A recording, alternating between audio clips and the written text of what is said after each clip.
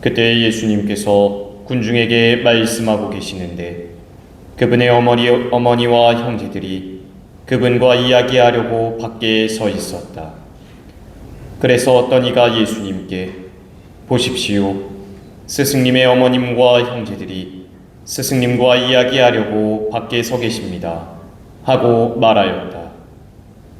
그러자 예수님께서 당신께 말한 사람에게 누가 내 어머니고 누가 내 형제들이냐 하고 반문하셨다. 그리고 당신의 제자들을 가리키시며 이르셨다. 이들이 내 어머니고 내 형제들이다. 하늘에 계신 내 아버지의 뜻을 실행하는 사람이 내 형제요 누이요 어머니다. 주님의 말씀입니다. 그리스도의 찬양이라.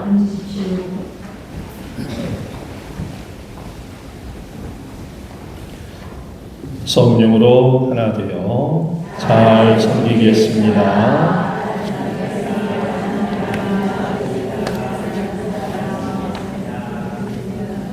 신앙을 새롭게 얼굴을 빛나게. 네, 가라지는 다 가고 오늘 알곡들만 오셨네요. 서로에게 격려하는 의미에서 환영의 박수.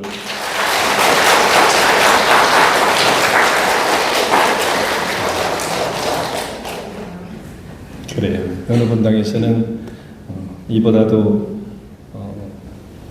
비교가 안 될 정도로 소수에서 출발을 해서 본당 신자의 10%의 목표를 저는 달성하고 왔으니까 다 성령께서 이끌어 주실 거라고 믿습니다.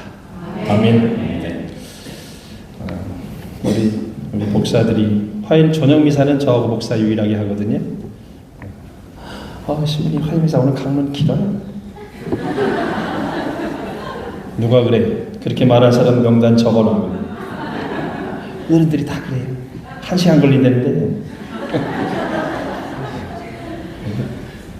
강론이 좋다는 소리는 안 하고 시간이 길다 소리만 해서 도대체 공부를 할 생각이 없어요. 네? 성령에 대해서 여러분 들은 바가 없지 않습니까? 우리 함께 성령을 이해하고 또 체험하고 또 성령에서 살아갈 수 있는 그런 길을 우리가 한 걸음 한 걸음 찾아가야 되겠죠. 물론 저는 수십 년 그 길을 이미 걸어왔습니다. 물론 그렇다고 완벽하다고 할 수는 없고 또 그렇게 기쁘게 100% 사느냐 그것도 아니지만 어쨌든 알고 또 그렇게 노력하려고 많이 애를 쓰고 있죠. 오늘 말씀과 함께 여러분들이 또 조금 더 영적으로 좀 보탬이 될 수 있는 그런 시간이 됐으면 좋겠습니다. 우리는 대부분 중요한 것이나 항상 기억해야 할 것들을 적어서 잘 보이는 곳에 두죠. 가훈이나 뭐 회사 같은 데는 사원, 학교는 뭐 교훈이나 급훈 같은 것을 좀 액자에 걸어놓기도 합니다. 또 학창 시절 때에는 중요한 영어 단어들이나 요점들을 뭐 여기저기 많이 붙여놓곤 하죠. 특히 수험생들은 더 하죠. 지금 내가 잠을 덜 자고 깨어 있어야 앞으로 네 인생이 뭐 탄탄대로다 뭐 이런 여러 표현들도 많이 써 있는 것들을 볼 수 있는데요. 저는 본당에 특히 화장실이라도 성경 말씀을 꼭 써서 붙여야 되겠다는 생각을 합니다. 볼일 보면서 아무 생각 없을 때 그거 계속 읽게 되거든요. 제 경험으로 봐도 그렇습니다. 몇 번이고 자꾸 되뇌이게 됩니다. 뭐 앉아서 싸 서서 싸 되는데 항상 그 앞에 몇 번을 읽고 음미할 수 있는 초로의 기입니다. 잘 우리가 활용하면 좋겠죠. 우리 모세가 그렇게 훌륭하다는 것을 우리 모두가 잘 알고 있는데 모세 다음 그 이은 사람이 누굽니까? 여호수아와 예수 다 같은 의미거든요. 하나님이 구원하신다라는 뜻인데 이 여호수아에 대해서 저는 사실 굉장히 늦게 그의 삶을 좀 알게 됐는데요. 오늘도 그분의 삶이 어쩌면 우리의 지금 이 공동체 시작점에 굉장히 중요한 리더십을 보여주고 있다는 생각을 제가 해서 그분의 삶을 잠깐 엿보려고 합니다. 여호와서 8장 32절을 보면 그곳에서 여호수아는 모세가 쓴 율법 4본을 이스라엘 자손들 앞에서 그 돌들에 새겼다라고 쓰여 있습니다. 그러니까 이스라엘 백성이 새로운 땅, 젖과 꿀이 흐르는 땅 어디죠? 가나안, 즉 팔레스타인에 가나안 땅에 들어가서 적과 싸워 이기는 것보다 중요한 것은 그들이 하느님의 말씀을 늘 기억하고 지키는 것이었습니다. 그래서 여호수아는 이미 시작한 가나안 정복 전쟁 와중에 모든 백성들을 모아놓고 돌에다 하느님 말씀을 새겼다고 합니다. 돌에다 백성들이 알아볼 수 있도록 말씀을 새기는 작업은 보통 일이 아니었겠죠. 모세의 율법 전체를 옮겨 적었으니 엄청난 시간과 노력이 들었을 것은 뻔합니다. 그러나 여호수아의 그 쥐 아래 모든 이스라엘 백성들은 이 작업이 진행되는 동안 철저히 침묵하고 그 과정을 지켜보았답니다. 오늘을 사는 우리도 아무리 시간이 걸리고 힘이 들어도 항상 우리 영혼 속에 하느님의 말씀을 새기는 작업을 쉬지 말아야 합니다. 그래서 성령이 밭가리가 먼저 필요하고요. 우리 가톨릭이 지금 개신교처럼 성경 공부를 많이 하고 말씀을 읽자, 좀 늦은 감은 있지만 굉장히 좋은 변화라고 저는 생각하지만 밭가리를 하지 않고 자꾸 씨를 넘어 뿌려야 됩니다. 공부를 하는데 성경 공부를 하는데 마구 교재 뛰듯이 공부를 하는 그런 성향들을 볼 수 있죠. 마음의 밭가리가 전혀 되지 않고 돌을 걸레지도 않은 상태에서 말씀의 씨앗을 뿌리니까 마치 이스라엘 백성들이 마태복음 13장에 씨 뿌리는 비유처럼 마구 뿌려대니까 결실을 맺는 그런 밭이 얼마 안 돼서 많은 결실을 맺지 못하고 있는 것은 아닌가 하는 생각을 그렇게 비유적으로 해석합니다. 아무리 힘이 들어도 우리 영혼 속에 하나님 말씀을 새기는 작업, 결국은 그 작업으로 가기 위한 전초전이죠. 시편 37편의 31절을 보면 이런 말씀이 나옵니다. 자기 하나님의 가르침이 그의 마음에 있어 그 걸음이 흔들리지 않는다. 또 제가 주로 즐겨 음미하는 시편 119편 105절에 당신 말씀은 내 발의 등불 저희 길의 빛이옵니다. 한번 따라해 보실래요? 당신 말씀은 내 발의 등불 저희 길의 빛이옵니다. 아마 많이 들어본 시편 성권권입니다. 영혼 속에 하나님의 말씀을 새긴 사람은 어둠 속을 걸어갈 때에도 그 말씀이 발의 등불이 되어 줄 것이라고 믿습니다. 우리는 얼마나 하나님의 말씀을 마음속 깊이 새기고 살아가고 있나요?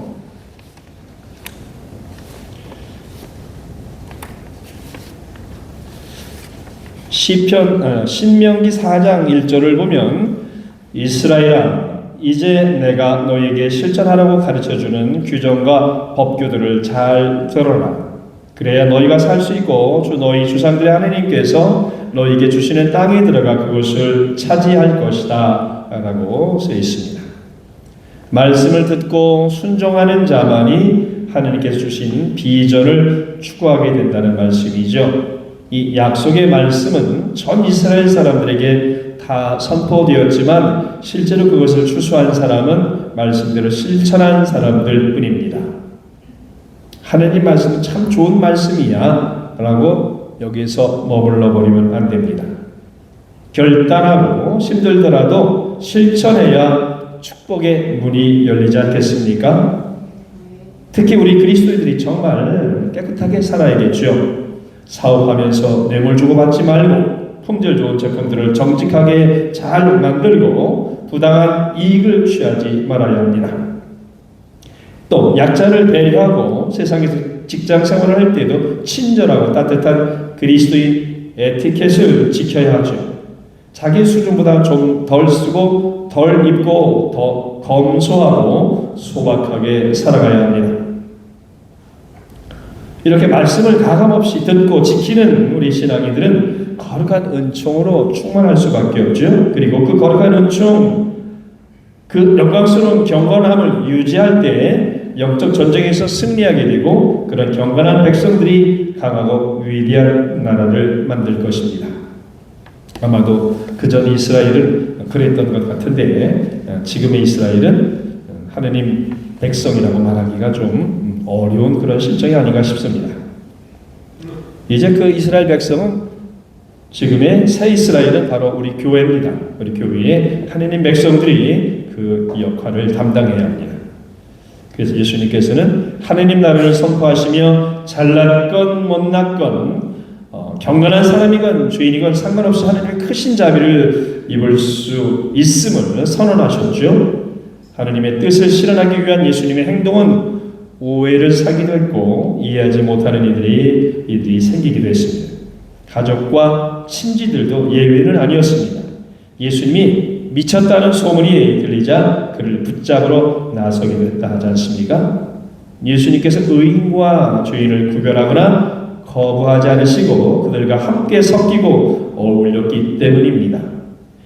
열린 마음으로 모두를 받아들이신 예수님의 마음이 우리 안에서도 살아있기를 희망합니다. 그때 예수님께서 군중에게 말씀을 하고 계시는데 오늘 복음에서 어떤 이가 예수님께 보십시오. 스승님의 어머님과 형제들이 스승님과 이야기하려고 밖에 서 계십니다 하고 말합니다. 그러자 예수님께서 누가 내 어머니고 누가 내 형제들이냐라고 반문하시며 당신의 제자들을 가리키며 이들이 내 어머니고 내 형제들이다. 하늘에 계신 내 아버지의 뜻을 실행하는 사람이 내 형제요 누이요 어머니다 하고 말씀하십니다. 여기서 두 가지. 당신의 제자들을 가리키면서 말했다는 얘기는 제자들이 하나님 말씀을 실행하고 있는 사람들이라는 뜻이기도 하고 또 형제요 누이가 바로 아버지의 뜻을 행하는 사람이라면 나를 찾아온 누이요 어머니가 바로 아버지의 뜻을 행하는 사람이었다라고 역설적으로 그렇게 말하고 있다고도 볼 수 있습니다. 바로 이 말씀은 하느님 나라의 참된 가족에 대한 기준입니다. 가톨릭 교회는 사실은 이 기준에 대해서 별로 지금까지 진지하게 생각했다고 저는 보이지 않습니다. 하느님 나라에서 형성되는 새로운 가족은 더 이상 혈연 관계에 기반을 두지 않고 하느님의 뜻을 실행하는 데 기반을 둔다는 것이죠.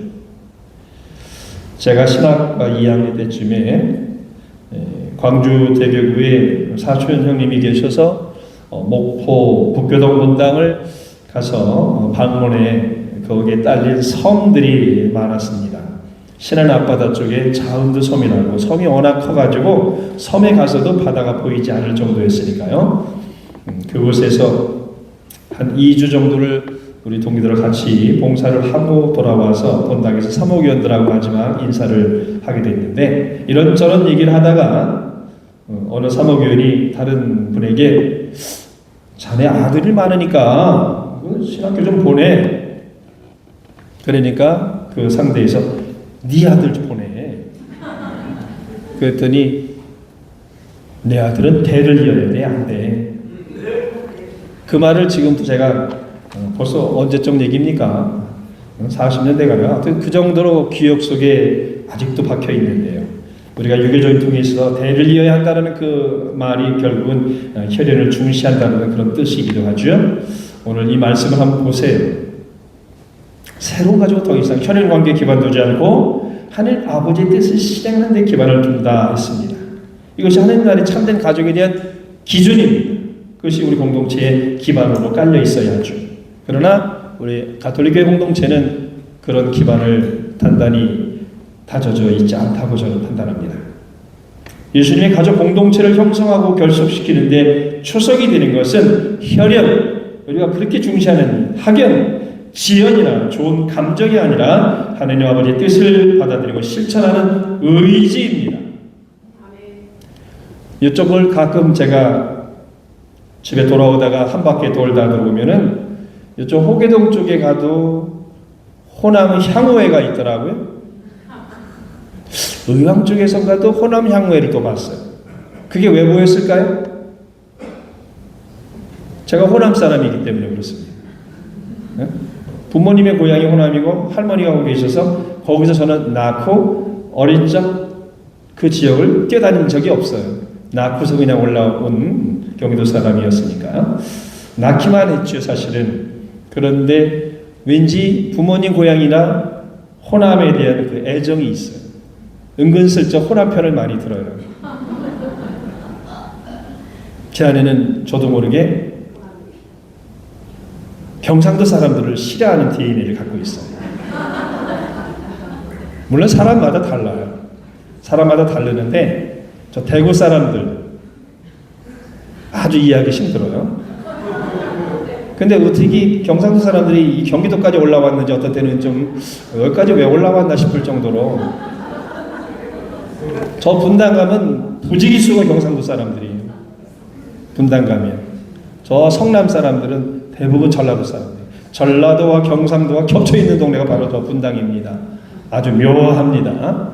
경상도는 잘 살고 전라도는 도시 빈민촌으로 호남 사람들이 성남이 형성됐잖아요. 그게 재개발되면서 분당 세금이 그쪽으로 가면서 조금 성남이 많이 달라졌습니다만은 제가 있을 때만 해도 아주 호남과 경상도는 명확하게 물과 기름과 같다라는 느낌이 들 정도로 그것이 그렇게 지금까지 30년 이상을 같이 동반 형성되었다고 할 수 있겠습니다.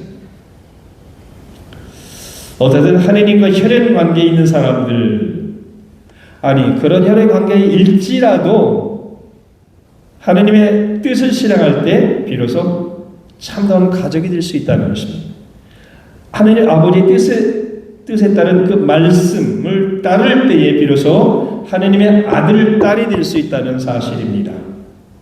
그냥 세례받았다고 하느님의 자녀가 된다? 그거에 대해 여러분들이 확신이 없는, 우리 가톨릭 신앙인들이 세례받았는데 하느님의 자녀로 태어났다고 교리는 배웠지만 확신이 없더라고요. 결국은 성령 안에서 말씀으로 살지 못하기 때문에 우리들의 신원 의식, 우리의 아이덴티티, 이 정체성이 약함으로 인해서 가톨릭 신자들은 선교적 정신이 없어. 말로 선교하는 것도 중요하지만 진짜 뿌리 깊게 신앙인으로서의 그리스도의 향기를 풍기지 못한다는 사실입니다. 왜? 옆 사람 하나도, 내 배우자 하나도 성당으로 끌고 오지 못한다고 할 때는 저는 사랑과 신앙은 하나이지 둘일 수 없다는 생각이 듭니다. 그래서 한 사람은 신자고 한 사람은 신자 아니고 또 신자였지만 냉담자고 이런 부분들에 대해서 참 쉽지 않다. 그래서 제일 먼저 가면은 우리 외적 교우들한테 봉사를 많이 하는 그 교우들을 생각해서 저희 먼저 편지를 쓰죠. 배우자들이 신앙생활하고 봉사할 수 있게 해주신 우리 배우자들에게 감사드립니다. 하지만 이제는 좀 그래도 성당으로 발걸음을 하실 때가 되지 않았을까요? 라고. 근데 참 반응 없어. 우리 동네에 내가 편지를 써야 되나 말아야 되나 고민 중인데. 얼른 답 주세요. 신부님 그거 하면 아무 소용 없을 거리요. 얼른 주세요. 괜히 제가 불필요하게 낭비하지 않도록. 주님과의 올바른 관계를 맺으려면 하느님의 뜻을 행하는 것이 최선이죠. 성모님의 삶을 보며 성모님께서는 하느님의 뜻을 전하는 가브리엘 천사에게 저는 주님의 종입니다. 말씀하신 대로 저에게 이루어지기를 바랍니다. fiat voluntas tua, 당신 뜻이 이루어지길 바랍니다. 이탈리아의 그 fiat이라는 차가 이루어지길 바랍니다. fiat이라는 그 뜻을 갖고 있죠. 그리고 말씀이 꼭 이루어지리라는 믿음을 지닌 복된 분이라고 누가 얘기했던가요? 엘리사벳이 마리아를 만났을 때 사촌 동생이라고 표현하죠. 그 사촌간이면 그 위로 올라가 보면 엘리사벳의 엄마하고 마리아의 엄마하고 어떤 관계일까요? 자매 관계라는 뜻입니다. 우리는 사촌이라고만 알고 있지 위로 올라가면 둘이 자매 관계이 얼마나 가까운 관계입니까? 그래서 언니가 먼저 잉태를 하고 있었고 6개월 뒤에 예수님이 탄생하기 때문에 아마 동병상련으로 위로받고자 했을 겁니다. 그런데 그 엘리사벳이 성령을 받은 그 엘리사벳이 마리아에게 말씀이 꼭 이루어지리라고 믿으셨으니 정령 복되신 분이십니다. 이 공동 번역은 그렇게 되어 있죠. 이렇게 복된 분임을 엘리사벳의 입을 통해서 성령께서는 마리아를 복된 분이라고 분명하게 말하고 있습니다. 그러므로 성모님께서는 하느님 나라의 참된 가족임에 틀림없죠. 그 성모님만큼 예수님과 함께 예수님을 키우고 예수님을 주님이라고 고백한 이분이야말로 우리를 예수님께로 이끌어줄 가장 가까운 지름길인 것은 분명하지 않습니까? 그 지름길로 여러분들을 인도하려고 성령과 함께하는 초토 성모 신신 미사로 우리 본당의 코어 세력인 중심 봉사자들을 그쪽으로 인도하고자 하는 것입니다. 비록 예수님과 혈연 관계 있지 않더라도 하나님 아버지의 뜻을 실행하는 사람이면 누구든지 그분의 가족이 될 수 있습니다. 그런데 우리는 예수님과 하느님과 혈연 관계가 아니라지만 예수 그리스도의 피로 우리는 이미 구원되어서 예수님 그리스도의 피로 이미 맺어진 하느님의 아들 딸들입니다. 우리 역시 하느님 아버지의 뜻을 실행하면 하느님의 참된 가족이 될 것이요 믿음으로 형성된 새 가족의 품위를 지켜 행복한 여러분들이 되시기를 바랍니다. 아멘. 이제 너날 것 없이 서로가 말씀에 맞들이는 삶을 살면서 우리 공동체도 말씀 맛집으로 이제 자리 잡아가게 될 것입니다. 그러기 위해 먼저 저도 국과 밥을 무척 좋아하는 세대인데 이제는 여러 반찬들을 많이 먹어서 영양을 섭취하는 시대가 아닙니까? 그래서 반찬에 속하는 이 찬미 맛을 먼저 맡으시고 메인 메뉴인 이 말씀으로 배불리 먹고서 충만한 그런 하느님의 아들 딸들이 되기를 바랍니다. 궁극적으로 말씀으로 성장하는 신앙인, 말씀으로 성장하는 공동체가 되기를 희망합니다. 아멘.